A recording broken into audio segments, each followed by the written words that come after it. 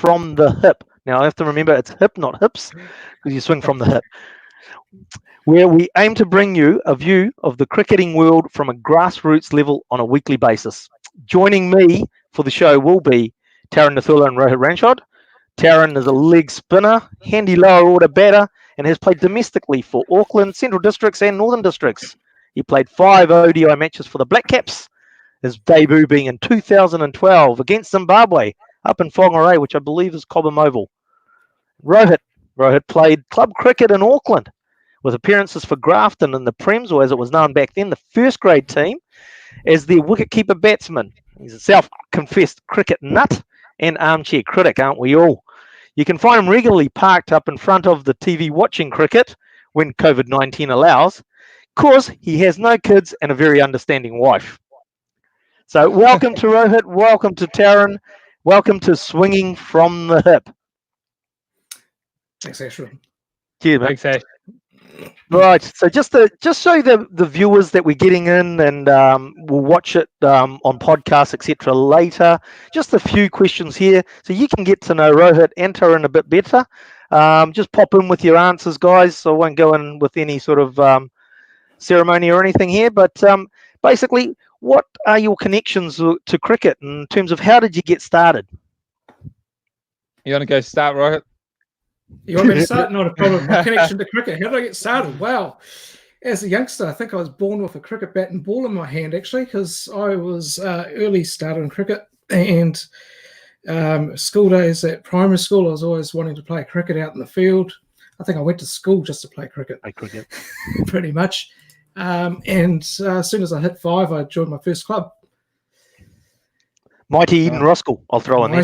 Forgot that. Yeah, Mighty Eden Roskill, absolutely. Tarun, so how did you get into cricket, mate? Well, we didn't really have much of a choice. I was born in India, and as most Indians tend to do with their upbringing, there is a little bit of cricket here and there in the background, followed by going to school where you don't have much of a choice. So cricket is probably the only sport that was played. But that probably wasn't why I got into cricket. It was just, it's just something I think I just fell in love with during the 92 World Cup, and it just kind of stayed with me since then. All right, the 92 World Cup. So it's Deepak Patel that really got you and sort of thought, I've seen Deepak Patel there, I'm going to become a spinner. That's it. And I'm going to open the bowling for India one day. If you've ever seen me bowl, you probably say I modeled myself on him. The straight breaks did work for 10 years.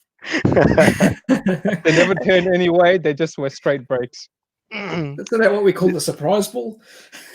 Hey? That was my stock ball. Oh, stock ball. Hey, so what do you guys do to earn a crust? Obviously, cricket, watching cricket and talking about cricket doesn't pay the bills. So what do you guys do for earn a crust?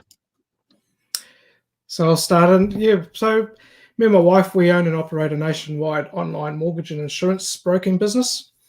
So because we're online, it allows us to operate from anywhere we want. So we're in Paradise in Whitianga, and that's where we live. And basically we serve clients nationwide, helping them with their mortgages and insurance. And if you want to get a hold of Rohit, just look up Smart Brokers, I believe. Smart Brokers? Yep, smartbrokers.co.nz. That's our website. That's it. And Tarun, yourself, what are you doing when you have to fill your time in?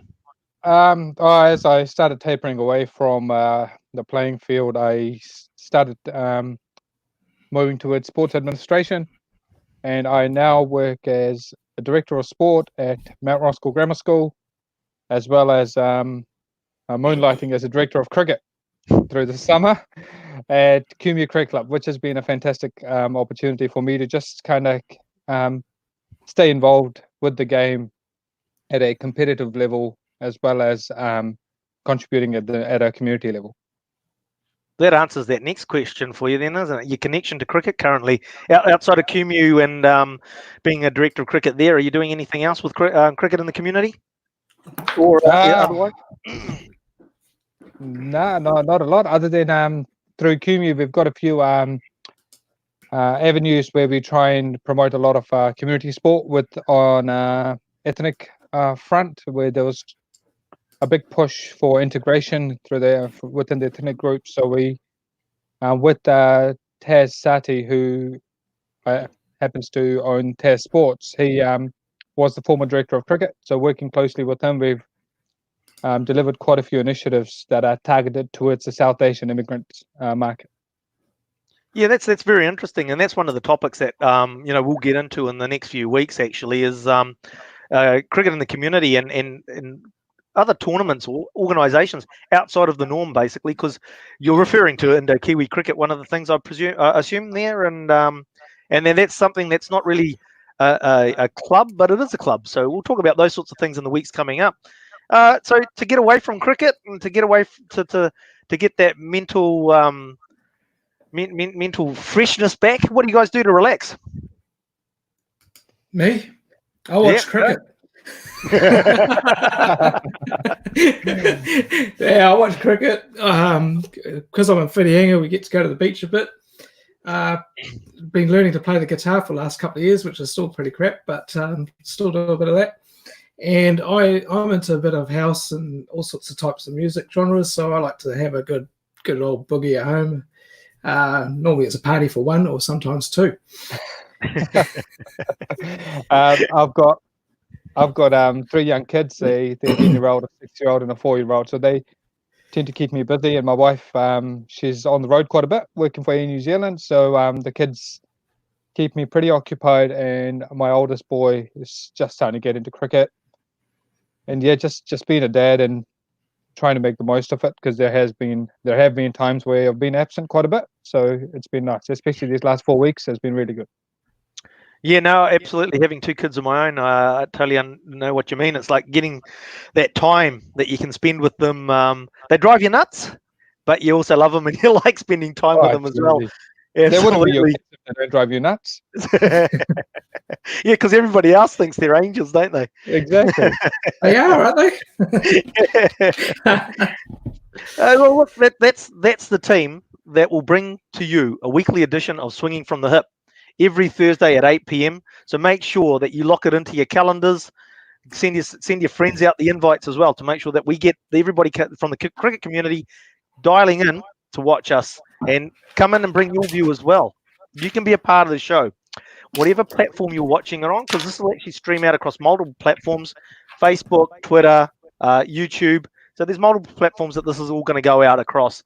So join us, drop us a comment, drop us a question, or simply say hi, just to let us know that you're there. And we'll see you every week here at 8 o'clock. Aaron Ramshaw just commented about drinking. That's what cricketers do. I think that's chairmans. That's what they do, don't they? Chairmen are around drinking. Oh, is this like, yeah, that's their. Oh, look, we're having a beer at the meeting today. Look, as I mentioned in the intro, our endeavour to you is to bring a view of cricket from a grassroots level. We've obviously got Tarun has been a former Black Caps, but Rohit and myself, we're just your run-of-the-mill average Sunday league cricketers, for want of an English term there.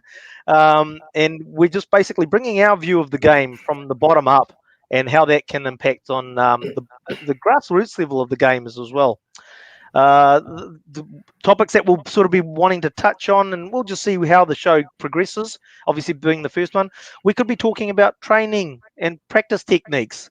So we could talk about news that's happening in the game right now, which we will do today. Discussions on the issues facing the game. We'll have a bit of a debate, and hopefully we get a bit of opposing views from, and we don't always agree on everything, which will make it a bit more interesting. And we'll also try and get the odd guest in, just to pop in to talk to, answer your questions, answer our questions, and just tell us a few interesting stories maybe. And eventually, once we get the handle on our technology, what we hope to do is take a few live calls and answer a few of the questions for you that way. At the moment, just feel free to pop your comments into whether it's the comment section on Facebook or just the chat sessions on YouTube, or I'm not sure what you do in Periscope, to be honest. But that's enough waffle. Otherwise, soon I'll be asking you to turn your phones to silent and telling you where the toilets and the emergency exits are. Let's get into the issues, or let's get into the news. We need to know a little bit about yourself, Ashwin. I don't think we've heard anything. Oh, fair enough. Let's let the listeners hear a little bit about yourself.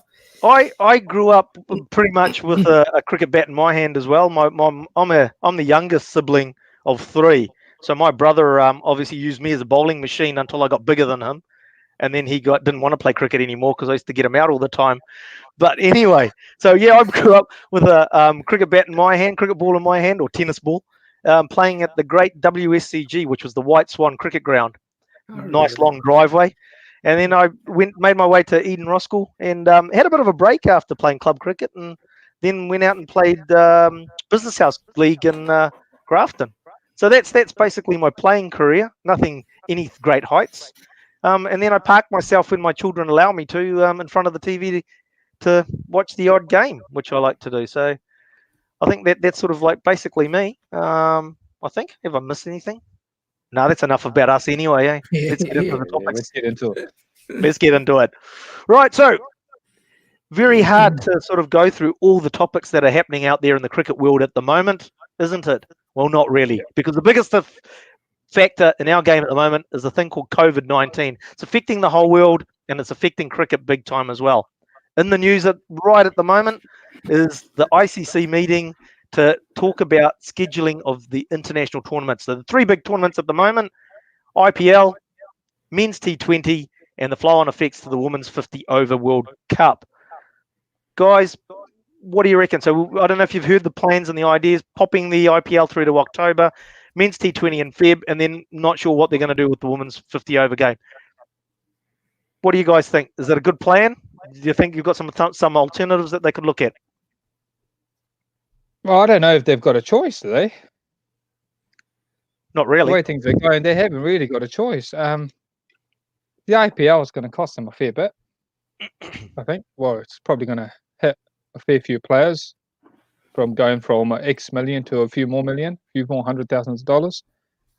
But yeah, look, it's a tough one because obviously India's locked down. Yep. Even if players can get out there, India's not open for business at the moment. So.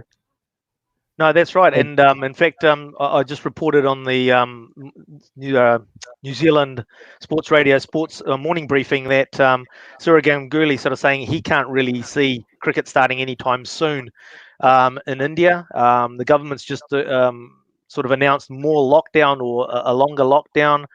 Harbhajan Singh added to that the fact that, you know, how do you do social distancing in India when a cricket team goes to an airport? And doesn't matter what the government said, you're still going to get fans turning up at the airport.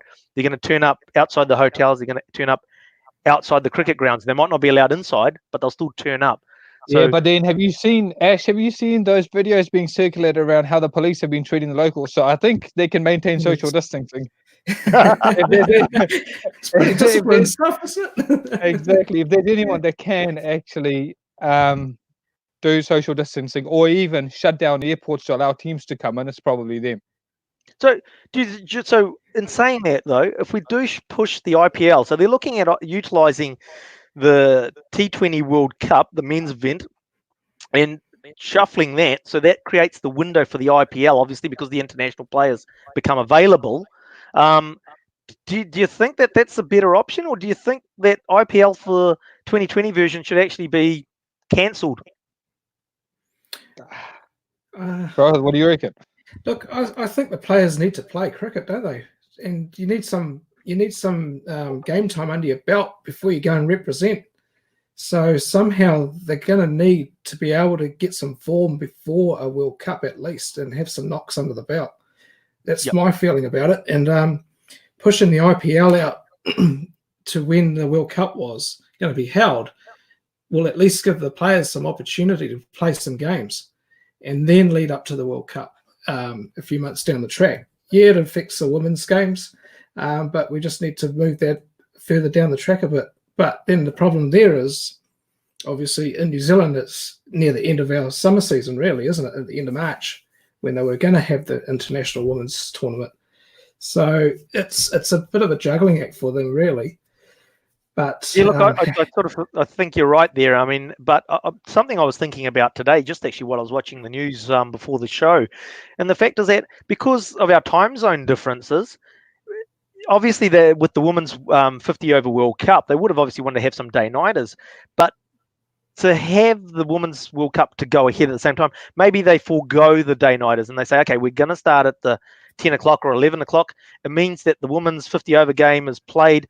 It's over before the games in Australia start, and you've got that nice sort of flow from the Women's World Cup. People sitting down watching that, and it flows into the men's T20 coming in from Australia, which won't be starting until 9 o'clock New Zealand time. So you're going to have about a 2-hour gap between the women's game finishing that. If you Was that too much cricket? No, it's not too much cricket. But if you start games in New Zealand, so you're proposing New Zealand games scheduled in New Zealand time starting at 10, 11 o'clock, right? Yes. So that's 3 in the morning in India. Right. Your broadcasting rights, that's where it gets affected, which is why I think they like to have a later start. You would have noticed when India was here recently, it was probably the only time you had Eden Park starting at 8 o'clock or something. Normally, you've got that early finish for the suburbs. Yep. They just to allow for the time difference to be manageable so they can get viewership out of India. But that'll be a bit of a challenge. Is anybody in the group here aware? Because I wouldn't be surprised if we're not. But do we know what sort of viewership they're getting for women's cricket in India? Is it they're getting some good numbers there? It's reporting out of numbers for women's cricket. It might be a little bit like the COVID cases coming out of China. Yeah. You might have to take it with a pinch of salt. So yeah, grain of salt. Yeah, absolutely. Although in saying that too, though, their international team didn't do too badly in the last World Cup that they had, didn't they? So we went to the final. Yeah, and they must be growing over there. At least the game for the women's side of it. There are some interesting articles though on the women's front. I don't know if it was a captain or a senior player, Mithali Raj. Somebody commented saying, one of their current players commented saying, they're about 5 years behind Australia and England. She believed they were 5 years behind Australia and England. It's interesting, isn't it? If they are 5 years behind Australia and England and they made it to the final of the T20, it's a bit scary for when they catch up then. Yeah, absolutely. It'd be interesting to see what kind of structures they have behind their national team. But obviously you've got the Super League out of England and you've got the Women's Big Bash in Australia, and we've got our own Super Smash as well. I don't know what exists in India, which is why they probably need that Women's IPL to start rolling forward. Yep. And then they can basically start doing. Obviously, Australia, I think they had last year. They had a couple of double headers where they had the Women's Big Bash and then the Men's Big Bash follow it. And then obviously over here we've been doing that, and it's a good way to basically get people coming in to see two games for the price of one, so to speak, isn't it? So have you watched the IPL could definitely consider. What's that? Have you guys watched any women's cricket? Yes, I have. It's a good brand, eh? It's a different style of cricket, but that excitement of a live game is still there. Like, yes, it's a bit slower, it's different, but it's still a good brand of cricket. Yeah, absolutely. Look, you're right. It's an emerging sport really still, and they're learning the game themselves in terms of at that level, in terms of what they can achieve. And I because if you go back a few years and they would have just basically playing a pretty safe game, and now they're pushing the boat out there, especially when you see the likes of the Elise Healy's and the Perrys and the like over there, and our own Susie Bates, and obviously Sophie Devine, Mithali Raj. They've got players at the top, which they've really got great skill set. And it's just a case of basically building that skill set right across the team so that you can have that intensity of it. But you're right about the live sport. Doesn't matter what the live sport is. If it's live, you don't know what's going to happen, and anything can happen. That's where that excitement level always is maintained. Yes, absolutely. And I guess the like going back to where we were, it's another thought potentially is why couldn't, like you're saying, just maybe somehow bring the women's one forward possibly a month or so. Is that a potential option? It'll come down to obviously the country, like obviously within New Zealand, our border control that will be put in place, and also for the countries that the teams are coming from, what border control policies those countries will have in place as well, I suppose. Tarun, what do you think? Well, if you were to bring it forward, though, I think it might just clash with what they already have in place for their own series, and it might even clash with the Super Smash. And with us being so small, the ground availability might be quite difficult. Yeah. Yep. There's a lot of juggling acts happening there, isn't there? You're Lucky right. I'm not in those shoes. At the moment, there's a lot of. I mean, it's not just men's cricket that's been, postponed, cancelled tours, etc. We talked this morning again. Mentioned the Black Caps tour of Ireland, which was 3 ODIs and 3 T20s, has been postponed, not cancelled yet. Nothing gets cancelled at the moment. So, and a lot of the women's tours, like New Zealand I think it was New Zealand going to Sri Lanka. Sri Lanka, South Africa going to Sri Lanka. Sri Lanka. And that's been postponed. And that was all warm-up games that were going to be for the 50 over World Cup. So you're right. And the fact is that what we talked about with the men's game in terms of we don't want them going in cold into a World T20. I suppose the women don't want to go cold into their 50 over game as well. Yeah, true. That would be fair enough too. They wouldn't want to. They will get a good lead in though with the World Cups and stuff. Like every other country is in the same boat as us, right? Yep. So when the borders do open up, all the money they've saved here, well, not saved, but haven't lost yet, they will probably end up coming. All teams will want to come out here 3 weeks earlier. And I wouldn't be surprised if you end up seeing a quad tournament between the richer nations, England, Australia, New Zealand, and India probably play a quad in the lead up to it. That's right. I mean, and the fact is that could actually help with helping to stage the tournament, because if you do have border controls in place, we don't know. Let's say like we've got a situation like we have at the moment, where they allow people to start coming into the country that aren't resident or citizens, but they say you're going to have a 2-week quarantine period. Now with the cricketers, you could say, hey, yep, sweet, 2-week quarantine period. They can still go out, obviously, because they're in their own little bubble. They go to train as a bubble. They come back to the hotel as a bubble. They don't have interaction until the 2-week quarantine period is over, and then they're into it. And did you see that? Did you see the article? I think came out this morning or yesterday. Australia are talking about, the 120 room facility in Adelaide, the Adelaide Oval, the hotel. They're basically going to quarantine the Indians in there. Yep. And give them the quarantine period, training, the whole lot. Yeah. And they're talking ridiculous numbers in terms of what it's worth to them to have that series go.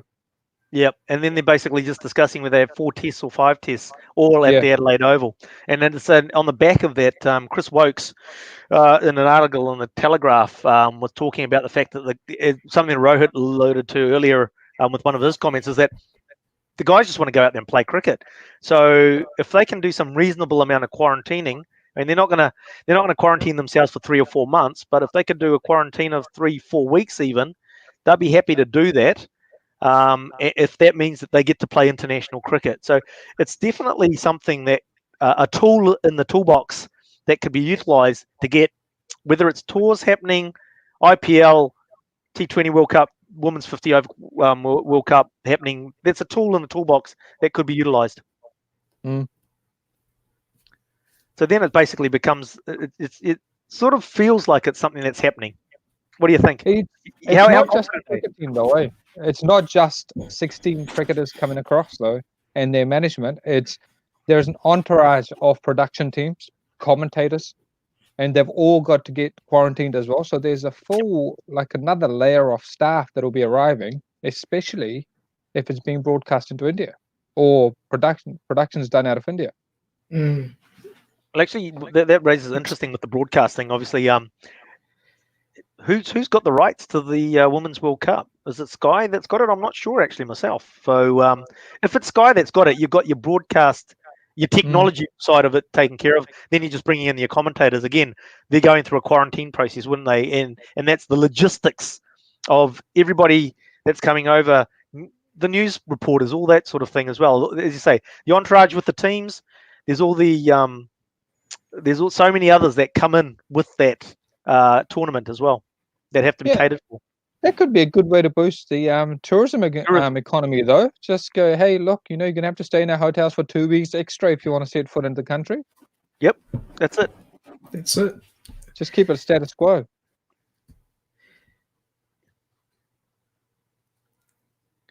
Yes, right. I just I Paul's popped in with a comment. yeah, I saw Our, that. our production manager here, who's in the background that most of our viewers can't see. He's just mentioned that commentators can do the commentaries remotely utilizing products called, I think it's called Spork, that he mentioned. Do you think the commentators, Tarun, you've just been dabbling in a bit of commentary work yourself, haven't you, with the old NZA tour the summer gone? So what do you think? How would you feel? It was not so much a dabble, you know, when you don't get a second invitation back. I think it's just a failed avenue. But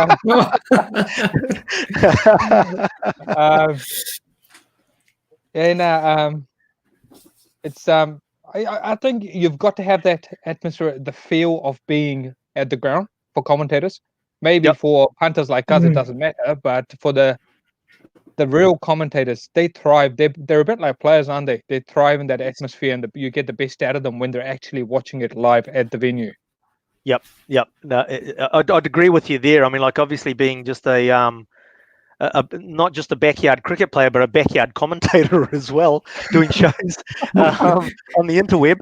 I'd agree with you. I mean, like we could sit there and we do. I mean, occasionally you do this, especially with an 8-year-old son. You'll commentate on the game or whatever for a bit of laughs. But you do notice that you thrive off the vibe, the atmosphere in the ground itself. As part of your commentary, and let's face it, who could forget a couple of the Ian Smith's commentaries recently, isn't it, at the World Cup, which we don't really want to mention too much. And you know, and then just those last ball commentaries that he does, and it's just like it's you couldn't. I don't know how Ian Smith would go with those commentaries if he wasn't at the ground. The other thing is, though, as an armchair critic and sideline spectator, I like to get the build up to a match and hear the commentators report on the pitch. How are they going to do that if they're not there? You know, right. The old Tony Gregg putting the key into the ground and test. It might be more work for New Zealanders, you know. Yeah. To put a key in the pitch. Probably get paid $500 just to do that. I was hoping we, look, as the shows go on over the weeks and, hopefully a long life that we have with this show, we want to have a bit of disagreement amongst our panel, so to speak. So here's our first disagreement. I hate build-up. I just want to sit down, see that first ball being bowled. It's just like, because I just get to the point now where the build-up seems to be cliched talk before every match. So it's just like, it's the same old. But obviously you got a different view on it, Rohit. I'm into the conditions. But is it? Would you say it's same old because it's the same people saying the same things because they've been trained to say so? Yeah. Or is it just that you don't bother with the build-up? No, it's the same. No, it's the same people saying the same lines, over and over again. It's just like, well, okay, if you just say you get the pitch conditions, for example. Good digression here, but we get the pitch conditions. Most of us that watch cricket day in, day out, once we get a pitch condition report, we know what the ball's going to do or what we're expecting the ball to do anyway. And then they're going to tell us what the ball's going to do. And it's just like, well, tell us something a bit different from left field because you're hardcore, you're cricket nut, and your armchair critic, your regular armchair critic are going to know what you're going to say. So say something a bit different. It goes for all sports, it's not just cricket. It's more about how green is the grass on top of the deck and how hard is it and things like that. Just so you know, as an armchair, to go, oh, if I win the toss, I'd be doing this. You want to know what the stump meter reading is? Yeah, and what the weather conditions are going to likely be for the next 5 days or whatever, however long the game goes for, right? Just to get a feel, and then you'd be able to then make the call in your armchair and go, oh, they should have batted first. Yeah, because of this. When there's 10 overs gone and they got 60 on the board, and it's like, damn, they should have batted first. Absolutely.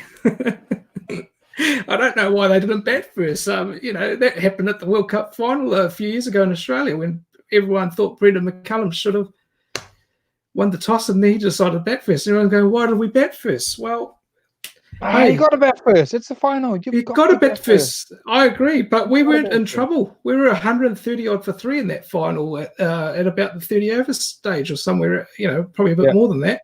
and it wasn't Ross until got out, Richard eh? Stark. Yeah, Roscoe got out, and we just sort of lost 170, a I think few it was batters. 160, 170 odd. I think it was there and We thereabouts. were in a but then- great position in that World Cup final to score some big runs. Feels But like that scar hasn't healed.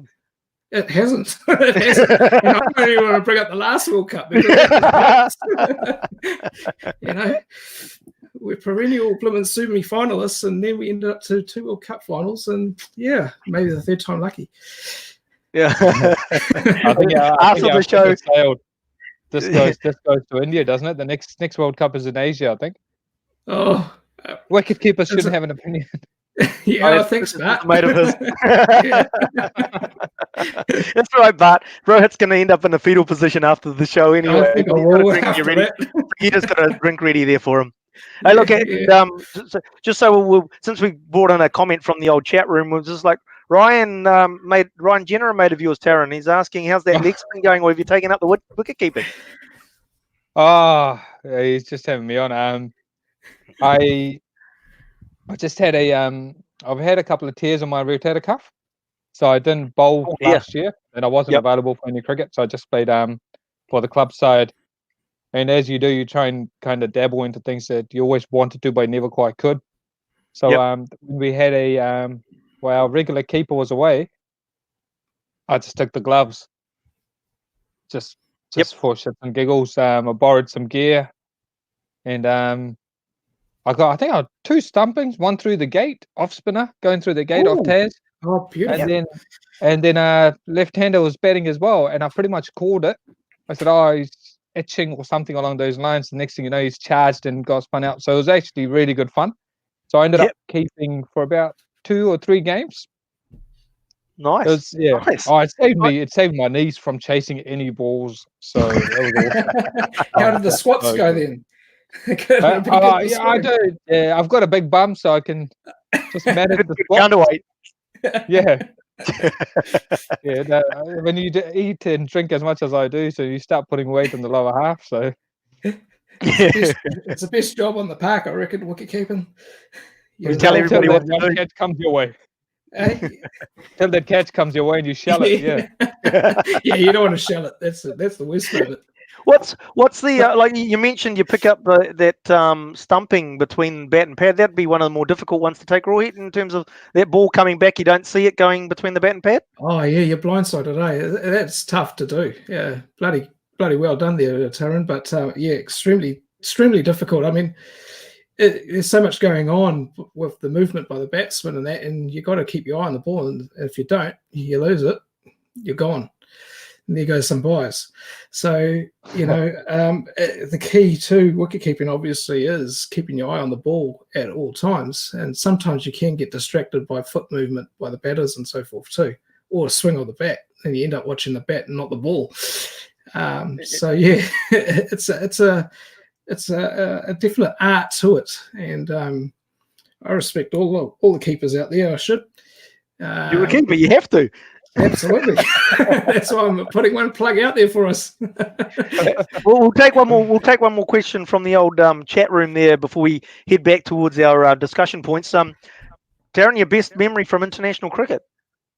Oh, it's really short-lived, so there's not a lot. So that's easy to remember your best moments then. I think just I don't know. Getting my first wicket, I think. Yeah, I'd say getting my first wicket probably. Tell us the details. I was against Zimbabwe, second ODI. Second game. So second ODI. I played the first one, and Whangarei I got none for 50, I think. And then I was lucky to get picked again in Napier. Bowled 3 overs. Brendan Taylor was absolutely pumping it, like $1 million player. Yep. And then there was this phenomenal run out that took place as well. Like Colin de Grandhomme chased it all the way to long off, and then there was a relay throw to Malcolm Waller, and then another throw to the keeper's end to Brendan McCullum, and then there was an awesome run out. I just remember thinking, yeah, that was pretty cool. And then I had bowled 3 overs for about 18. Then I thought, this is it. That's my time done. I don't belong here. This is bullshit. Like, yeah, I'm not good enough to be here. I'm not going to get another bowl. I'll get dropped, and all these thoughts start running through your mind. Through your head.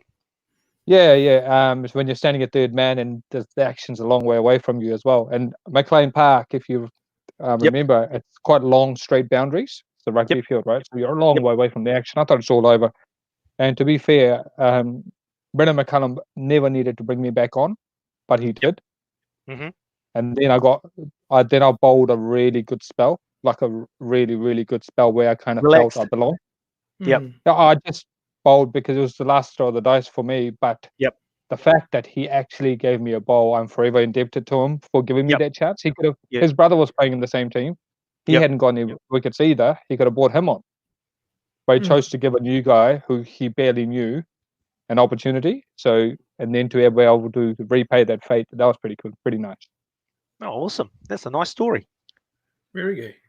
Yeah, and he's an awesome captain though. So yeah, look, it's interesting when you're picking your teams these days, right? It happens quite often at the moment, but not a lot of cricket happening. A lot of people go around picking their teams, and I just sort of think, to me, having been through when I started following cricket, Jeff Houth was the captain. So basically, the captains that I've seen come through since Jeff Houth as a captain. You're really showing your age now, eh? Yeah, I'm definitely the oldest by a long way here. But I easily sort of think Brendan McCullum's the best captain we've ever had, simply because at the end of the day, when things were going badly, he'd change it. He'd put it on its head, because making a slight tweak here, slight tweak there wasn't going to make a difference. You needed to go and get his favorite sport, right, or favorite thing to do, gamble, right? Throw a gamble, throw the dice, and see what it's going to deliver. And most of the time, unfortunately, not in the World Cup final, but most of the time, it paid dividends for him, didn't it? Yeah, I have to rate him right up there. I mean, Stephen Fleming, he had a good run as a captain for New Zealand as well, I feel. Especially with some of the teams he ended up playing with, they weren't the best capable guys comparatively to what was around in the world cricket at the time, but he got the best out of his players. So it's a different type of captaincy again there. Whereas, McCullum, he's revolutionised some of the games in the one day, especially one day cricket and T20, with the way he captained the team. And a lot of the other teams around the world saw that and started to emulate that as well. And I feel, look at, I can't think of the guy's name at the moment, from England, one of his mates there, Morgan. Yeah, he sort of started taking those sorts of gambles too, I feel, just because of what McCullum had done. I think you're right there in terms of the fact that Ian Morgan, mates with Brendan McCullum, and you can't help but think that he picked up a lot from Brendan McCullum in terms of, to mix it up, not just to keep it going the same. Don't rely on the fact that even when something's working for you, you got to change it up, because if you keep it the same, players are the opposition's getting used to it, and you want to change it. Just before we carry on, just to Bart out in the chat room, Tane should be in bed. It's 8:30. Tell him it's his bedtime, and if he wants to grow up to be a rugby player or a cricket player, he needs to get good sleep. What's he doing? He's one of the boys in my rugby team that I coach. Yeah. So, like the old formula, you used to keep your best two bowlers till the last 10 overs in one day cricket, right? And typically we opening quicks kept till the end. But then McCullum comes along and goes, why do I need to keep them? I've got a wicket. Let's get another one and bring the attack back on. We don't need to make this game go to the 50th over. We can try and fire them out before that. Well, you guys will be familiar with this term, but I heard it when Dr. John, who's occasional doctor to the Black Caps, mentioned it. It's just like 1 gets 2, 2 gets 3. So if you got a wicket, you want to pile on, don't you? You just want to carry on that momentum and pick up those wickets as they're falling. Oh, cricket's a funny game. It does that, doesn't it? Yeah. Well, we've digressed a bit off the old discussion around the tournaments in the IPL. So I suppose it sounds like, going back to that topic, we sound like we're in agreement that the IPL, from our point of view, needs to go ahead in October, World Cup in sort of February, and then they need to look at how they handle their women's tournament. We would say we're agreed on that, or why are they mooting October? So the reason, my view on this, not necessarily what I've heard from them, my view on this is the fact is that if you think about it, the IPL is supposed to be played now. It's supposed to be ending right now. They've created a close enough as much as they can window for the top players in the world to be available at this time to play in the IPL, in the big Yep. bucks, Yeah. right? Yep. If the IPL is not played now, when do you play it? Whereas you're not going to affect already organised tours and have those players available. Now, the best time you could do that is the T20 World Cup, because those players would have been at the World Cup, T20 World Cup. Yeah. Yeah. So that's why I'm sort of thinking they've gone with October with that. And then basically with the T20 in Feb, I'm sort of they've realised what's the soonest time frame we can hold the T20 You World Cup. you know you realise there's another T20 World Cup next year, right? Enlighten us. Enlighten us. There's two T20s over the next 18 months. There's the one coming up in October, Yes. and on the back of that, there's another one in India, I think, in August, September. So Which you'd is end there, up with two in the space of 6 months. are they both the official World Cup, or The one's World more of a World T20s, Champions World League T20s, type it's just the way. No, it's just the way the cycle fell through, I think. And when thing? they Okay. scrapped the Champions Trophy, they had to fit it in, and Mhm. it's just the way it fell this time around in this cycle. Right. So they will have two World T20s. So they're going to have to bump that then. Obviously, they're going to want to have 2 in 6 months. Nah, they're not going to bump in India. That's in India India. one. So you're going to have 2 in 6 months. Or so then They probably did have one a year apart previously. it did feel like they did. Yeah, I'm not. Yeah. When you mentioned the one in India, I wasn't too surprised, to be honest, because I do remember a while ago. There seemed to be like, geez, these World Cups seem to be happening everywhere, every year. Sorry. That'd be a short-reigned world champion, wouldn't it? 6 months. That would be a fantastic pub quiz night question, wouldn't it? Who's the shortest lived T20 world champion? Unless they go back to back, obviously. Oh yeah. Yeah, like, I hope, I really hope they do get to play it in October. Yeah, it'll be IPL? awesome. The IPL, No, the World T20. the World T20. What's your how do you get the players warmed up for the T20 World Cup so that you know that they're coming in at the top of their game? They've had that time out in the middle, the great word, the great term, the time out in the middle to make sure that they're effective when they get to the World Cup. Oh, look, you can't. You've got to live within your landscape. So, someone like New Zealand will probably go over to Gold Coast or Sunshine Coast, go to Queensland, go try probably organise to go to the Allan Border thing. Hopefully by then there's an Australasian bubble allowed anyway, so they probably won't need to quarantine. They can go there, build up. India will probably pay its way to go into a similar thing. They could easily go to Western Australia, which is close enough for them. England, again, they've got the money to do it. It's the lesser countries that will probably struggle, but then they've got enough. Where I think they probably struggle is, yes, they can train at home, but they can't replicate the conditions. Yes, they can organize their own, get matches, practice matches, and all that. If you're training out in the Caribbean, it's probably not like a Melbourne wicket. Is it fair to say though, because of what they tried to achieve with World T20, is the fact that the pitches are going to be basically roads, and the variation will be in the bounce. Yeah. So basically, you know that you go to Perth. Perth's a little bit different these days to the old whacker, but you're going to get a bit more bounce if you go out to Perth versus you go to Sydney, and it's going to be a road, but it's going to be staying a little bit lower. Yeah. So you'll be going onto the back foot in Perth, onto the front foot, hitting sixes in Sydney, and just having that slight adjustment. Well, it's the pace. The pace will be different though. Will now, yeah, even I think so. I've not played around the world at all, not on those kind of wickets, but you just want to think, compared to New Zealand, listening to the guys talk, we perceive New Zealand, like as domestic players, we think, oh, this is a good wicket to play on when we play domestically. Yep. But that same wicket that an overseas player would think it's a bit trickier for him, because our ball just kind of probably just holds up a little per se. Yep. Right? Just kind of stops and then comes on. It's still flat. In Australia, it's got the nice steeple bounce possibly. Yep. You know, in India, it doesn't get up over knee high, and it comes at nice. No, but it comes through at a really good pace. Yep. Right. Yeah, so there are subtle variations, I think, and that's where Australia will probably have the advantage of home conditions. Mm, mm, mm. Rohit, you want to add something to that? It's always a tough place to go to Australia, isn't it? For any touring team at the best of times.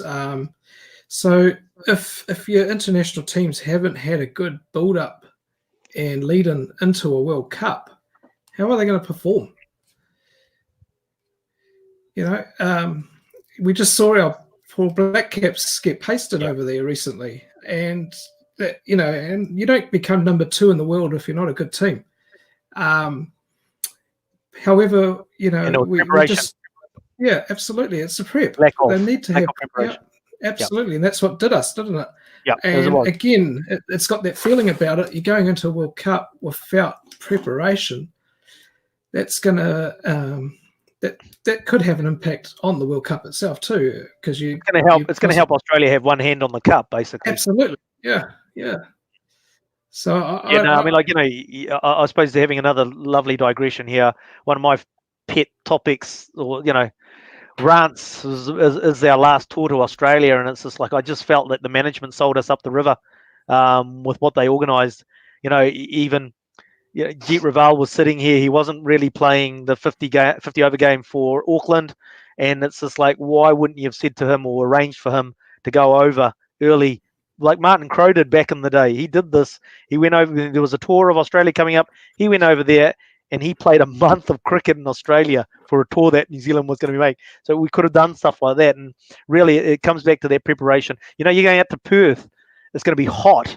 We expect our players to acclimatise within a week. And that's a really good example for this scenario. If we're going to be playing in Australia's summer and with climate change, you know, things are getting hotter. Those players have to acclimatise, get over there and acclimatise. They've got to play in those conditions, don't they? It's money, though. It's money. It all comes down to money. We don't have the same amount of money that England does. If you track how England turns up to an Ashes, yes, and the lead up to an Ashes series, in the lead up to an Ashes series, the Lions B, which is the England A side, turn up probably 6 months out or 3 months out. They'll have a full stint. They'll send their tier 2s and whoever else that needs time in Australia. They'll send them there.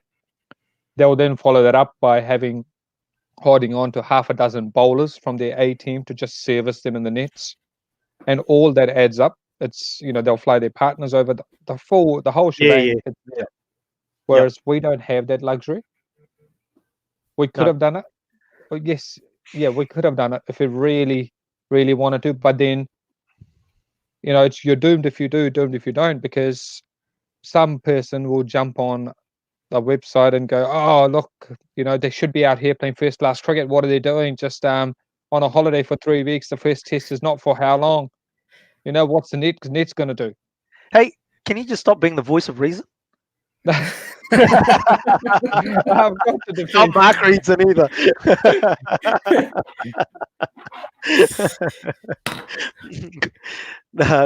That's it. So I suppose there is the element. There's the cost involved, but I suppose you want to maintain the quality of the T20 World Cup. It doesn't. That does bring us to an interesting point again with a question that's been raised in the chat room in terms of, you know, the likes of Glenn Turner, who saying, is there too much T20 cricket? We're talking about obviously a bit more T20 cricket if you're going to come up to a World Cup, so that the players have really tuned to the game and are really at the top of their game, as I mentioned before. Do you think we're having too much T20? Or do you think it's just, I mean, like Tarun's mentioning money, really, let's face it, it's money that's forcing what format of game is getting paid, but doesn't mean that we can't sort of say that it's too much T20.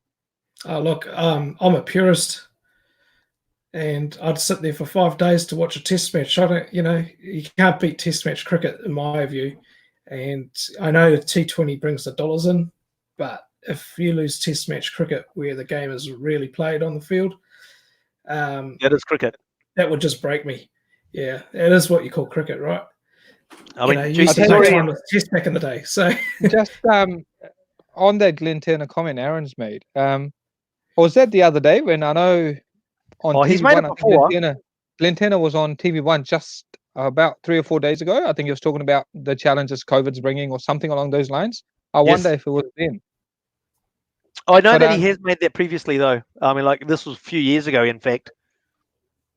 yeah, I look, I don't know if he's talking about international T20 because there isn't a lot of international T20.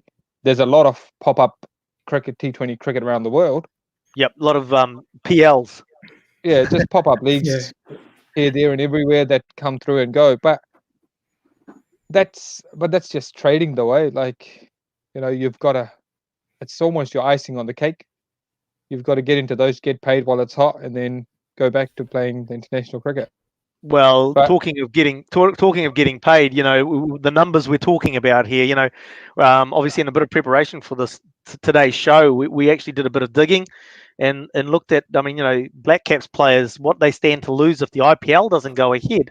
I'll just read through the players and what they've been signed up for with their teams. So you got Lockie Ferguson. These are US dollars, by the way. So a bit more than the New Zealand peso.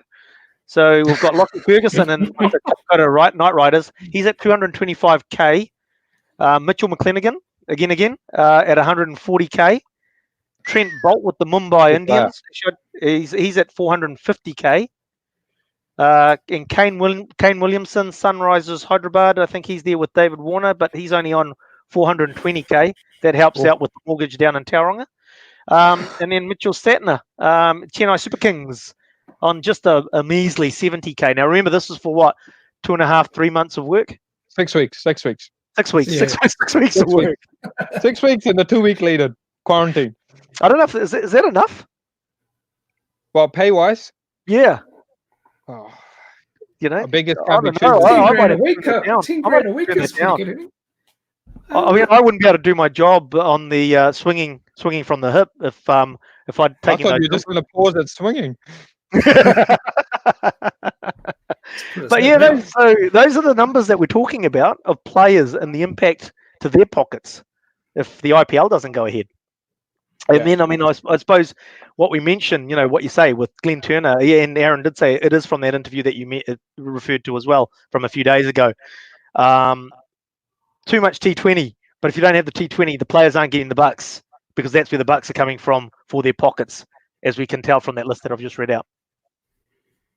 Yeah, I mean, actually, Rohit, I've got a question, right? You're into the brokerage world. How likely are these big boys, cricketers and professional athletes, how likely are they to have income protection? And will they be covered out of this? Wow, that's a good question. Professional sports players are typically hard to insure anyway. So you'd be struggling to get, unless there's some specialist cover that's out there for them, which I work in the mum and dad field, so I don't work with professional sports players to know the answer outright for it. But I believe they do come up with their own particular insurance packages for them. Oh yeah, okay. So they should really be. They probably are most likely covered. Yeah, but then that's when you're talking about income protection from that point of view, it's only due to a disability or ailment, being an illness. So it's not due to missing out, injury, right? It's not to do with missing out on your pay because you can't play. Yeah, that doesn't I know cover that. For that. In talking to a few people that have business continuity type insurance, some of them, not all of them, I can't say for all of them, but I know that some of them have been turned down on their application at this time under that cover because it's been termed as an act of God, and so they said you're not covered. So I suppose even when they do sign up, it'll be almost like it'll be an individual purpose-built policy for them, and then they've got to look at, okay, what's going to be covered under what conditions and when and all that sort of thing. And obviously the more risk associated with the policy, the higher the premium is going to be. That's right. Again, it doesn't affect the player. You can correct me if I'm wrong. The player doesn't pay the premium. It's the club that they signed with that pays for that agreement, or how's that work? Do you know, Tarun? I think these kind of things. I don't know how it works in that and within that space, but in the past, when the kind of players like myself have looked into it, it's been more you as an individual, you're self-employed or you're operating under your company's name. You get it upon yourself. So you nominate a dollar value of X. I stand to earn X amount of dollars through the course of this year. And like Rohit pointed out, and if I am to be injured, like ACC cover plus extra, That's right. if I am then injured, I will then be paid 80% off 100K or 150 or 50, 60, whatever that might be. So you have a agreed amount. And I'm guessing at an income protection level, you do the same thing, but your premiums are just quadrupled because you're covering yourself for $500,000 or more. Yeah, Would it's that quite be a right? large. It's a larger sum of money that you're dealing with there to the everyday mum and dad income earner, right? Yeah. So that it is a different specialist field for an insurer, absolutely. For But they're those done on sorts a of levels of cover. and they're done on an individual basis rather than here's a policy that you pull off the shelf, so to speak. Yeah. Yeah. And just to answer Bart's question in the chat room around the cricket wage subsidy so the wage subsidy that New Zealand government's handing out, I believe New Zealand Cricket did get something there. I think I saw their name in a list of organised sports organisations, New Zealand Rugby, Warriors, etc. That I think I saw. I stand to be corrected, but I believe I did see New Zealand Cricket there that as a wage that put their hand up for the wage subsidy as well. Oh yeah. I could be wrong. It's just like, yep, happy to be corrected. So I know if you Australia. think I'm wrong, just put it into the old chat room there. Cricket Australia just got rejected from getting their employees on the way in the job seeker. Oh, Because they're okay. for profit, for their like for-profit organization or something. Because Yep. that CEO's article talks about him working out a deal with Woolworths or one of the supermarkets Right. to get some of the employees in there. Yep. Actually, Yeah, so it's funny with you saying that. With what you just said, I could well be wrong on the New Zealand cricket front. The reason being is that you had to show a loss of earnings comparable to the previous month last year to qualify for the wage subsidy. well, they won't because India just turned up. Yeah. Well, the other thing is that our cricket season's winding down, and it's not so. If there's no cricket going on, they wouldn't have had an income derived from it necessarily, and so Yes. you know what I mean. Well, our Yeah, tours yeah. got cut Does short, the didn't listeners they? know what I mean? I don't know. Our tours got cut short, didn't they, with Australia? So that's your lost income there. Now you've lost that income, and you've got to pay all these administrators and that. Where does that money come from? But Right. it's So- it's comparable. So that income was lost, but what income did they achieve in the same month last year?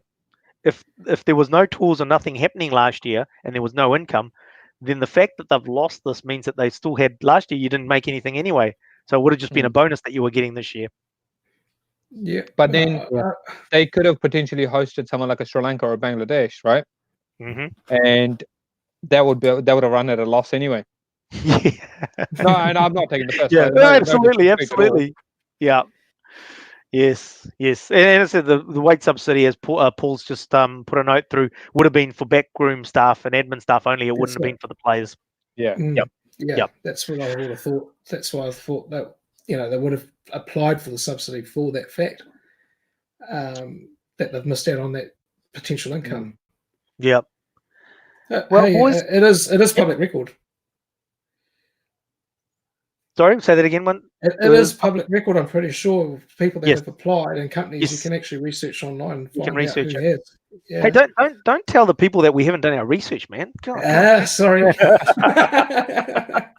First show and all. We've got to. I'll tell you what. I mean, like we're coming up to our hour of our show, sort of thing, and obviously peak listening time, so to speak.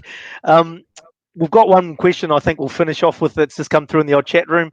Taryn, we're going to get a few questions obviously coming through for your international career and the experience here. Who was the best coach that you played under, mate? Is Nick? Nick wasn't a previous coach of yours, was he? Nick, he's quite selective with who he coaches. So no, I never made the cut.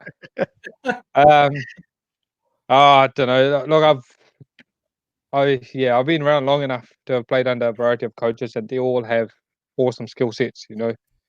Mark O'Donnell gave me my first shot, so forever grateful for that. Gareth Hopkins gave me my last shot. So everyone in between, they all kind of impact on your life in one way or the other. So I can't really pick one over the other. But Mark O'Donnell, for that, again, picking me out of the club space, and Gareth Hopkins for giving me an opportunity to kind of continue playing.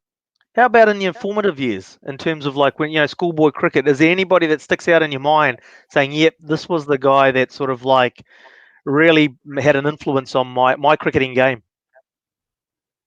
If you've seen me bowl, you'd agree that I haven't been coached by anyone. It's very street. Very backyard tape on half Yeah, tennis ball. yeah. Nah, yeah. I think Tony Sale was very good to me when I first moved here. There was again, it's just there's so many changes and people have come in and out. Like I know a good friend of mine, Darren Eckford. He was very good when I was going through some tough times. Technically, on a bowling front, he was a biomechanical specialist, and he helped me get back out of a funk really quickly. And he was like phenomenal with his knowledge of the biomechanics of the game and stuff. So there's different people at different times. Yeah, great term there. The biomechanics becoming a big part of the game these days, isn't it? In terms of like, I mean, my son's only 8, and it's just like you've learning from the biomechanics and how if a bad technique can not just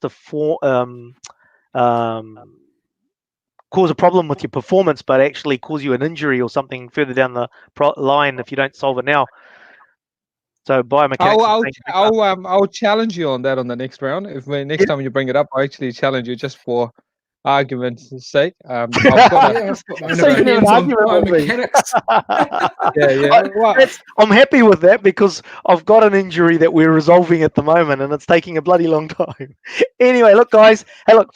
Thanks for being on the show tonight, and look forward to having you back again next week. Everybody in the chat rooms, look. Thanks for tuning up to our first show. It's been a bit nervy for the three of us. Having a go at this for the first time. I've been a guest on other shows, but I've never hosted myself. Tarun and Rohit being guests for the first time on a cricket show, wondering what are we going to talk about for an hour. The hour's flowing by. If really appreciate it, whatever platform you're on, if you can hit those like buttons, hit those share buttons, hit the bell and the old YouTube and the like, and we'll see you again next week, 8 p.m. on Thursday. 8 p.m., not 3, 8 p.m. on Thursday. See you then, and thanks for viewing. Thanks, guys.